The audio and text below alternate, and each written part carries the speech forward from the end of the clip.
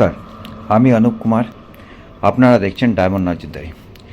আজকে আমি একটা বড় খবর আপনাদের সামনে নিয়ে আসছি, যেটা হচ্ছে রাজ্যের চা শ্রমিকদের উন্নয়নের জন্য সরকার 313 কোটি 40 লাখ টাকা বরাদ্দ ঘোষণা করেছেন। এই টাকাটা শিক্ষা, স্বাস্থ্য এবং আশ্রয় এই তিনটি গুরুত্বপূর্ণ খাতে ব্যবহার হবে। এই অর্থ ব্যয় করা হবে বলে জানা যাচ্ছে। রবিবার সকালে মহাশয় ঘোষণা করেন যে পশ্চিমবঙ্গে প্রধানমন্ত্রী চা শ্রমিকদের প্রোৎসাহনের জন্য একটা প্রকল্প চালু করা হচ্ছে।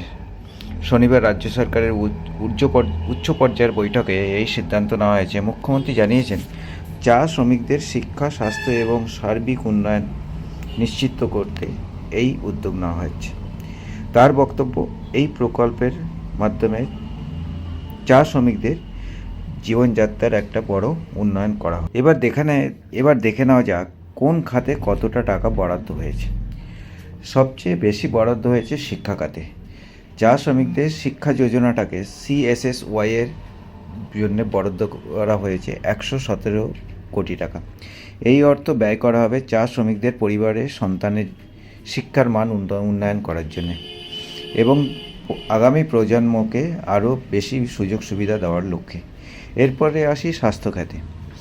চা শ্রমিকদের সুরক্ষার ঘোষণার জন্যে 72 কোটি টাকা।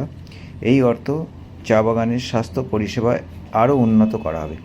হাসপাতাল, স্বাস্থ্যকেন্দ্র, চিকিৎসা এবং পরিকাঠামো এবং প্রয়োজনীয় পরিষেবা শক্তিশালী করার লক্ষ্যেই এই পরিকল্পনা রয়েছে।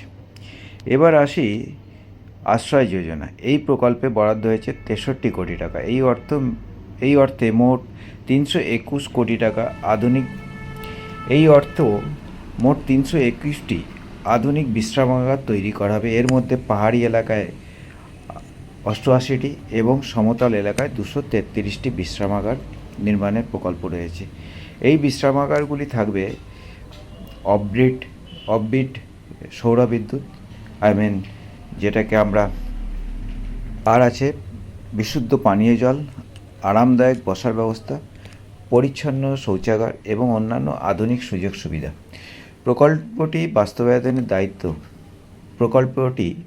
বাস্তবায়ন করার জন্য দায়িত্ব দিয়েছেন উত্তরবঙ্গ উন্নয়ন দপ্তর।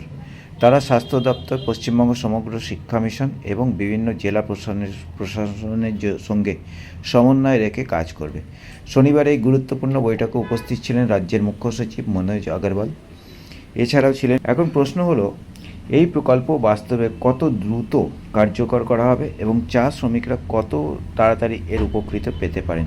শুধু ঘোষণা নয়, প্রকল্পের বাস্তবায়ন এবং কাজের গতি, সুবিধা ও প্রকৃত উপভোক্তাদের কাছে পৌঁছচ্ছে কিনা তার উপরই নির্ভর করবে। এই জন্য এই উদ্যোগের সাফল্য আপনাদের কি মনে হয়? এই 313 কোটি টাকার বরাদ্দ কি চা শ্রমিকদের জীবনযাত্রার মান উন্নয়ন করতে পারবে? আপনার মতামতটা অবশ্যই জানাবেন। এই